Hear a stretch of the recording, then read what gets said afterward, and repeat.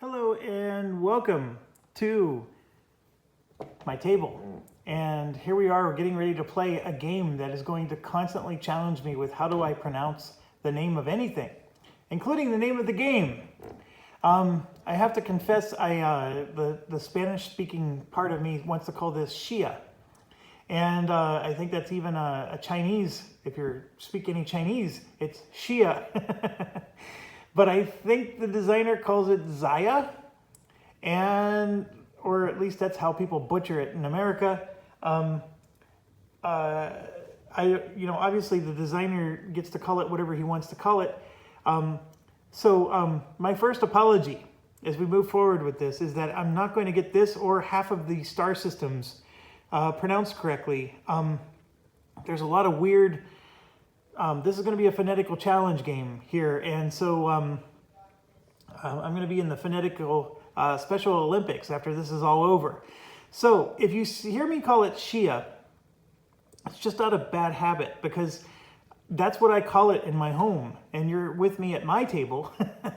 And so I would say, hey, let's play Shia. But I do think it is called Zaya, and it's going to take a lot of mental effort for me to remember to call it Zaya. Zaya should have a Z. Anyways, yes, I will stop. I will stop with that. Okay, so here's the background with this game for me. The Kickstarter, I was the original Kickstarter backer of this. In fact, they have the name of all the Kickstarter backers here, and way over here on this edge of the board, I'm here. Right? Nope. Nope. Oh, come on. I know we're here, right here. Jeff, Josh, and Jason. So we are backers of this game. And, okay, so components are awesome. Cody Miller was awesome. His communication was awesome. I think for the time that this came out, it's been quite a few years now. He was really a pioneer in terms of the level of quality standard for a Kickstarter. And he's my kind of guy because I'm going to go on a mini rant here, but I really despise how this hobby expects you to glue things together or paint things yourself. And I get that there's a lot of people who do that, but those people are a small minority of the rest of this nation. and I know that it's because the hobby industry has this obsession with painting your own crap. I love the idea of having my own pre-painted miniatures, and as far as I'm concerned, every game should have pre-painted miniatures. Every game should have pre-assembled stuff, or if you do have to assemble it yourself, it's not very difficult to do. And for certain, you don't need to go buy glue to do it. And I know there's people who disagree, and I get it. You know, it's a free country, it's a free world, even for most of us. More power to you, but I shouldn't have to suffer just because you like things a certain way. So this particular game hit it out of the park for me in all those areas.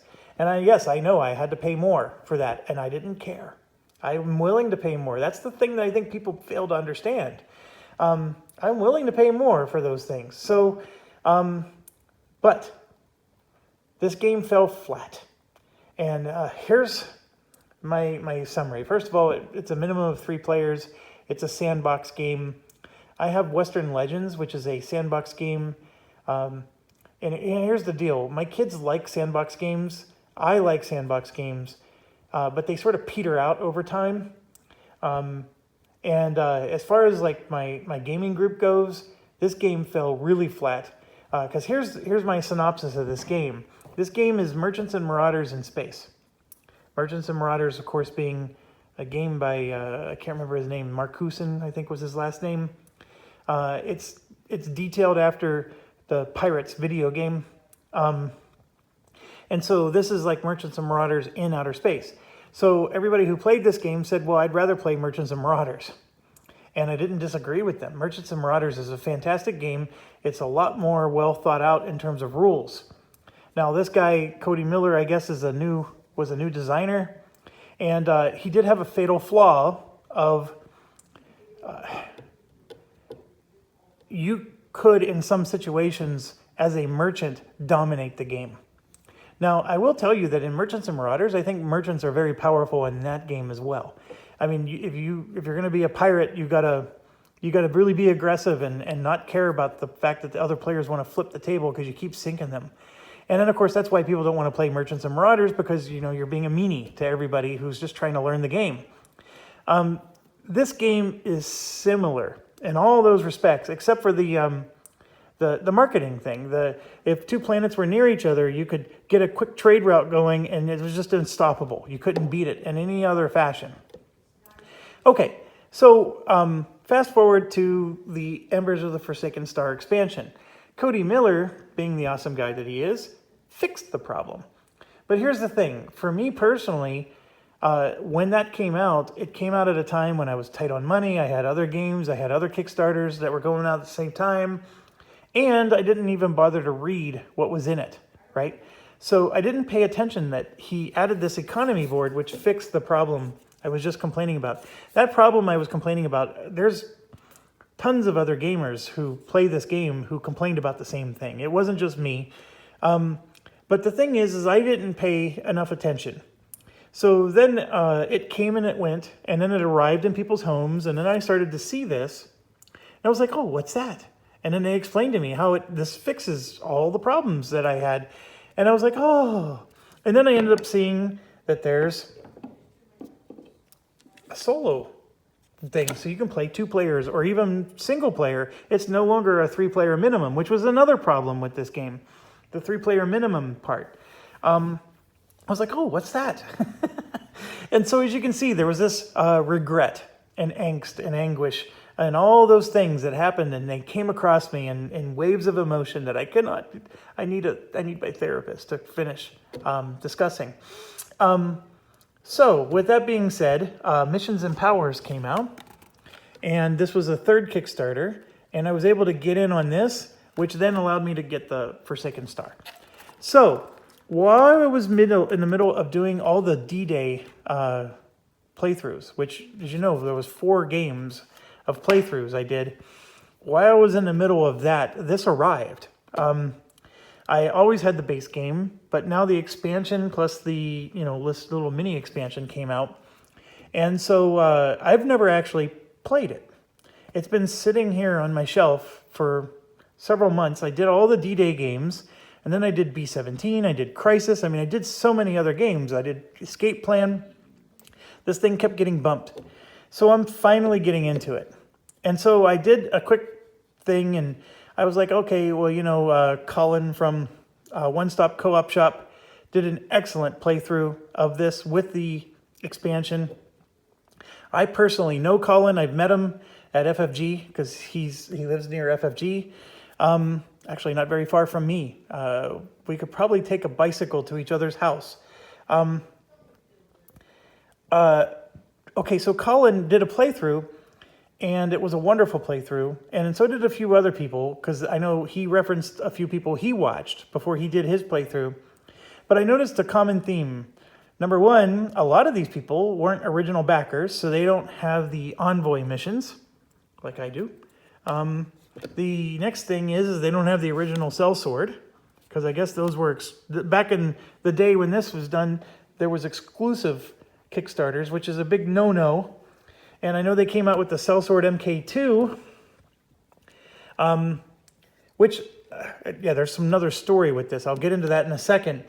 But, so I'm sitting there thinking, okay, if I were to do a video series of this, you know my style. Those of you who watch me, I don't like to just duplicate what other people have done. And sometimes I'll tell you, hey, I'm going to play this game anyway, so I'm going to just record it. And, so there's a little bit of that. But here's the thing. I didn't notice anybody who actually did the solo campaign. The solo campaign is 10 missions. And everybody just does like a single solitaire game, but they don't actually do the solo campaign. So there's my in, right? I'm going to show you guys how to do the solo campaign. And that's something that I don't think anybody's done. And I didn't go exhaustive here, so when one of you wants to point out this one video guy who did it, my apologies. But I figured that's what I'm going to try to do. Okay, so we're going to do a solo campaign. Now to this story. So it's been quite a few years since I played this game. A lot of years, in fact, because like I told you, it fell a little bit flat for us. And I skipped the Embers of a Forsaken Star, and so I didn't actually get it until this year in 2019. When I was trying to back the missions and powers and getting Embers of a Forsaken Star, I'm like, okay, what else did I miss? Well, I was like, well, I don't have this thing called the Sellsword MK2. I knew I had the original one, and then it arrived, and I was like getting really pissed. Because the rules are identical, 100%. I mean, the ships even look alike, except one's gold and the other one's not. And what I learned is that this is because this was an exclusive, so they can't sell this again. So they just made another one that looks just like it and sold that instead. And I was like I was getting ready to, say I'm never doing this again. But then I realized something wonderful. And thank you, Cody Miller. You're awesome. With that came the Void Wasp. So as you can see, it is the same. This is now a player character or a sellsword. You can do it, it's either or, right? You can use the sellsword rules. If you don't have the original sellsword, you can use him. And his rules are 100% identical to the sellsword rules. Look, I can put them right next to each other, and they're 100% identical, okay? So there's no difference between them. And so that was why I was getting upset, right? There's no need to have two sellswords. However, this is a playable character, and it even comes with its own little power, just like every other playable character. So I now feel redeemed.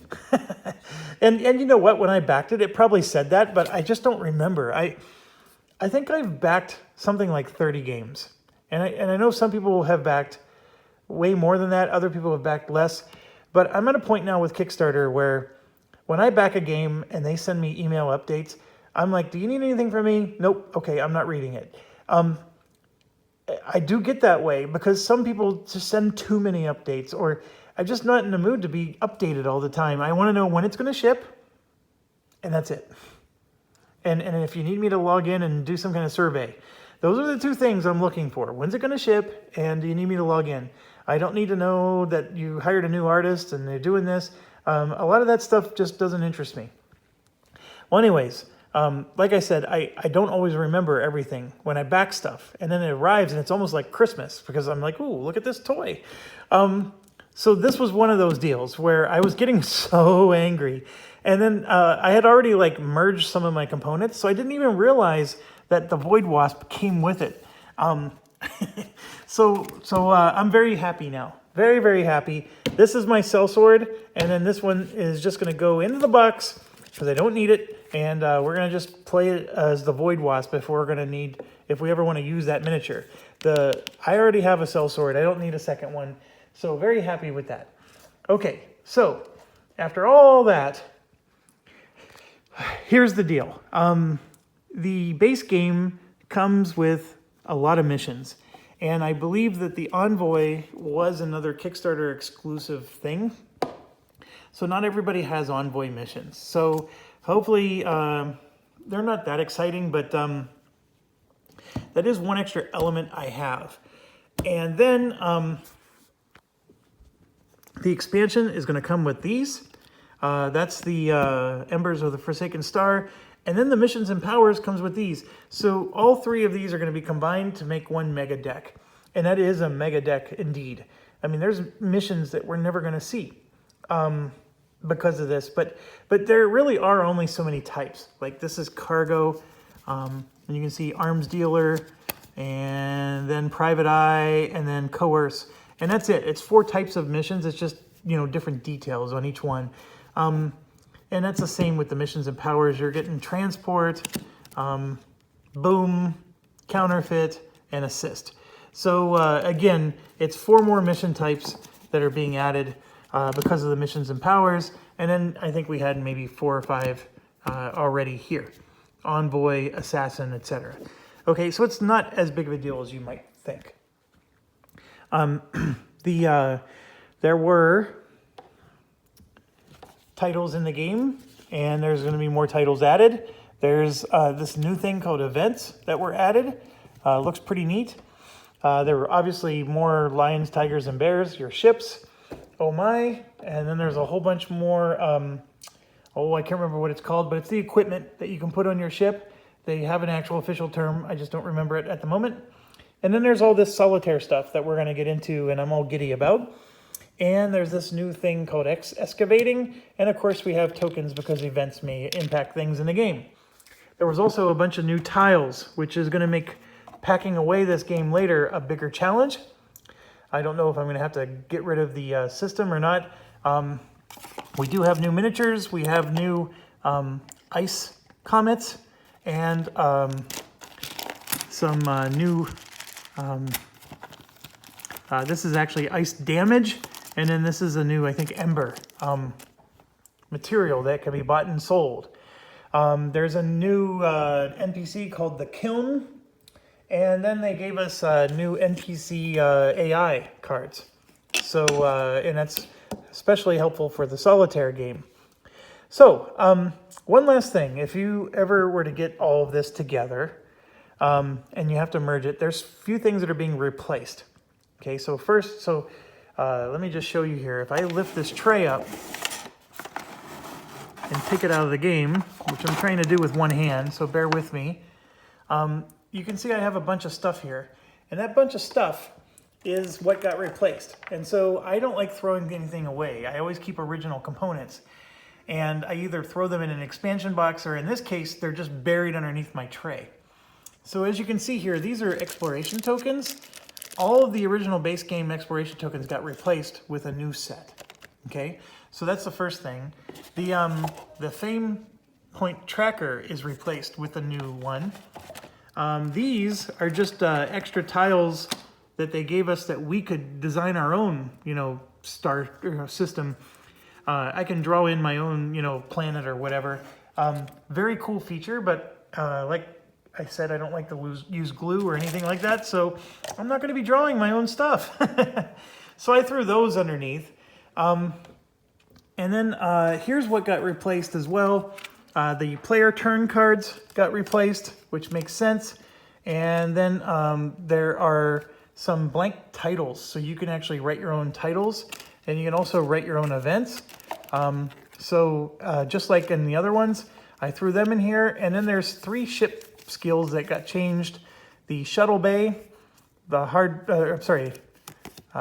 long haul, the Manchester, and the Nightshade. Okay, so those are all updated, and they're basically completely replaced. So you just take those and you toss them, or like in my case, you hide them, and don't use the old ones, of course, and just use the new ones from here on out.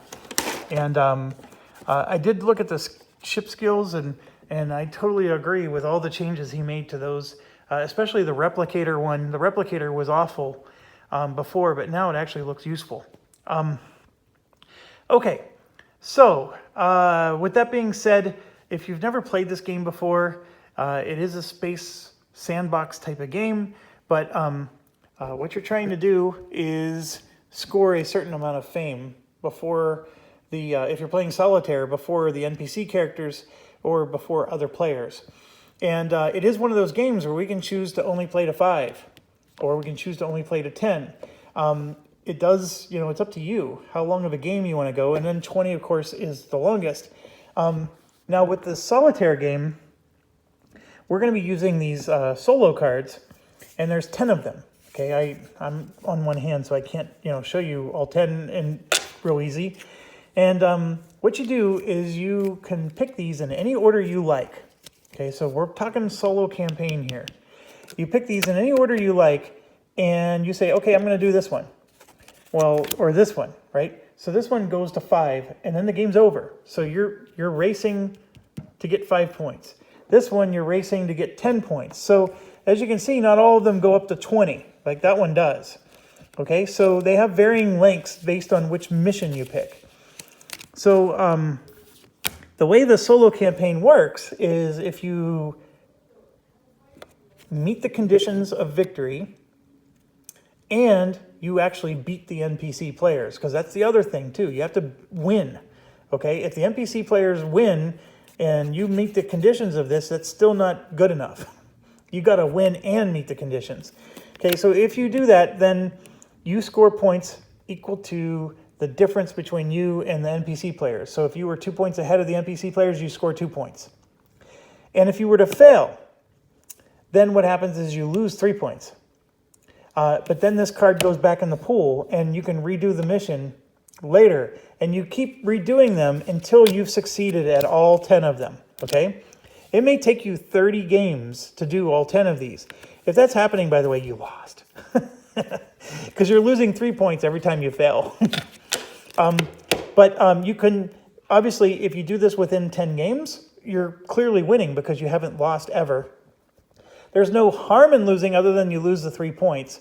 So you could lose a particular one, and then you're going to have to just come back and get it again later and make sure your margin of wins in all these games makes up for that 3-point loss. So that's sort of the idea. Now, I think my initial reaction after reading this rule, it's a neat little campaign idea. I'm not sure there's a need to finish all 10. I mean, let's say that I'm 7 into it. I mean, am I really going to fail with these final 3? I mean, I guess I could. And so that's why you got to finish them. But there's, I don't know. I think there's a point where you either know you're losing or you're winning by so much that it doesn't matter. I don't know. I mean, that's sort of what's going through my head. It's still a neat idea. I love the idea of a campaign. So the other thing that they have with the campaign is the campaign has upgrades. So if you win any of these 10, you get to pick an upgrade.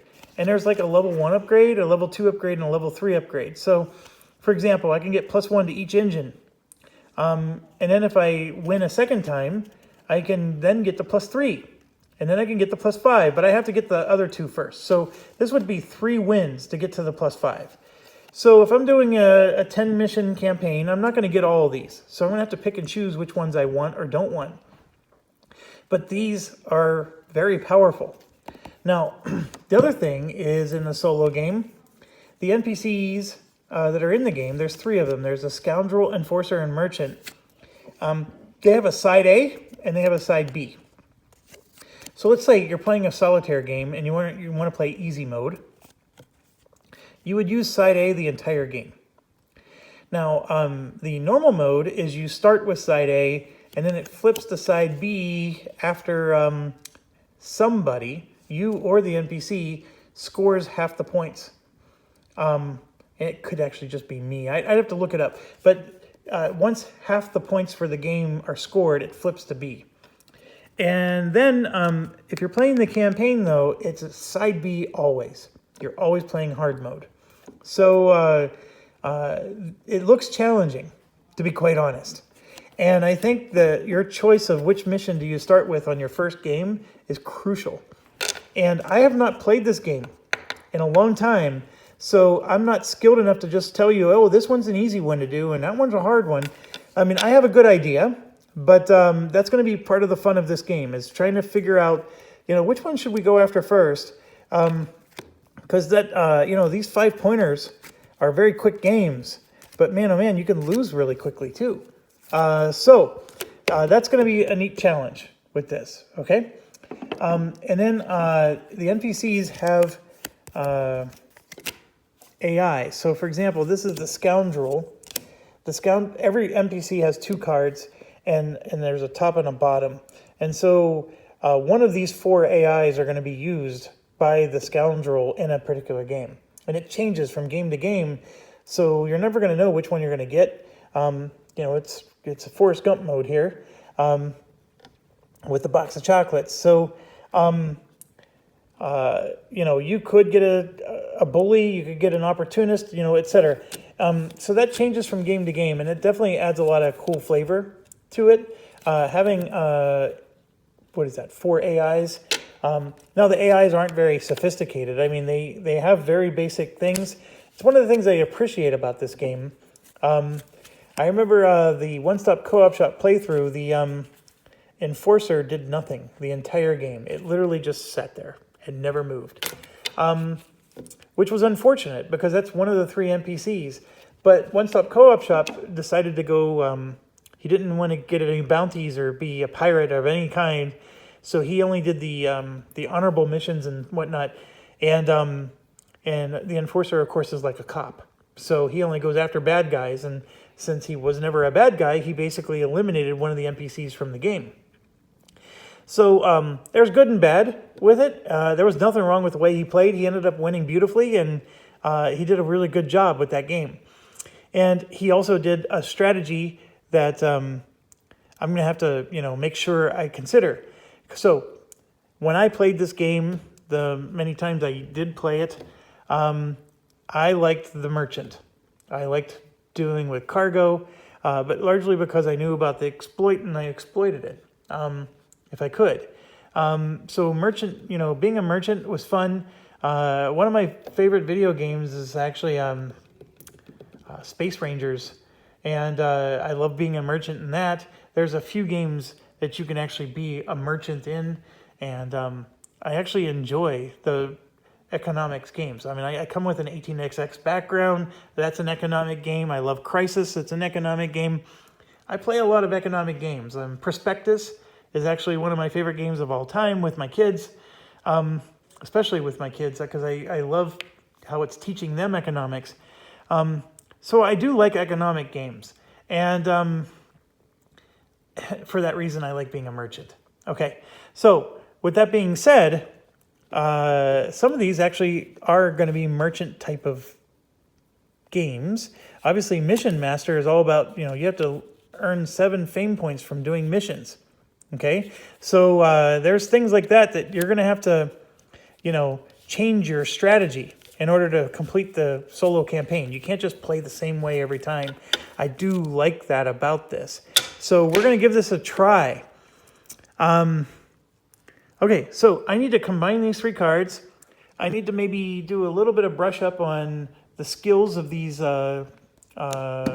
ships. Here's one other rule when you play the campaign. When you play the campaign, so when you play the game, you start with a level 1 ship, and then you eventually can get a level 2 or a level 3. And each ship comes with an ability, okay? Now, with this latest Missions and Powers expansion, I showed you that you're going to get a bunch of new missions. We also got a bunch of new powers, which is really just abilities. And so every ship got another power. So this Vagabond here should have another card now. Let me see. There it is right there. So Vagabond now has a new power. And so normally when you took the Vagabond ship, you got this power and this was your power. There was no other choice. Now you actually get to choose to take this card or that card. It's your choice. This one has an energy cost, and then it becomes exhausted until it's your next turn. Whereas this one is just sort of like a passive ability. It gives you an ability that just stays active the whole game. So you're gonna have to make a tough choice on which one you prefer, right? And every ship has these new powers. That's what the 3rd expansion does. So it's a pretty neat little expansion. And so I got to get those sorted out as well. But here's the thing with the campaign mode. Whatever ship I pick to start the game with. So let's say I'm going to start the game as the Vagabond here. And let's say I win. It doesn't matter, win or lose. This ship is no longer available to me the rest of the campaign until I've played every other ship. And it's by tier, right? I mean, if I've played all the tier 1 ships, but I haven't played all the tier 3s yet, I can go back and... So once I use this ship, it's now unavailable to me until I've used every other tier 1 ship that's in the game. So not only do I have to win at 10 missions, but I have to win it using different ships every time. Now, once I've played all these ships, like I said, then the entire pool of ships becomes available to me again, and I can start over. So it's an interesting thing, and I tip my hat to Cody there. He's aware of some of the tricks people do with solitaire games. First of all, You can't have the same play style the whole time. I'm sure there's one in here where you got to be a pirate. I guarantee you there is, or you got to have some kind of bounty. Yeah, right here, Fierce Fighter. You have to destroy the NPCs. You're going to get a bounty when you do that. So, so he's going to force you to play all the different styles, which is pretty cool. And you have to play all the ships. So I can't pick a favorite and then just win every mission with my favorite. So I have to pick and choose what I'm going to do. So very interesting and very fun. If you've not played before, every ship, like I said, is painted and pretty detailed and pretty awesome. I know that some people who paint themselves can say I can do a better job, and you know, they probably can. But it's a better job than having a gray piece like I would have had. All right, so enough rambling. We're 30 minutes in. I know how to play. I've read the rules. There's probably a few things we're going to have to reference from time to time. This is a pretty smooth game. It's not going to be too bad. The NPCs, you know, in some things, like NPCs can only go in certain places but avoid others. You know, things like that I need to brush up on. And then I need to refresh myself on how to set up the solitaire game, because there is a specific rule with that. But we're ready to go. So buckle up, and thank you for joining me. I should have said at the beginning that, you know, skip the video too. I forgot. I apologize. So I feel sorry for the souls who sat through this whole thing and was like, oh, come on. Okay, so off we go. If you have any questions or anything, please let me know. I'm pretty excited about this. It's a... like I said, it's a game that fell flat, but I'm actually liking it again. The changes, I think, are pretty sweet. So stay awesome, and I will see you soon when we get this game started.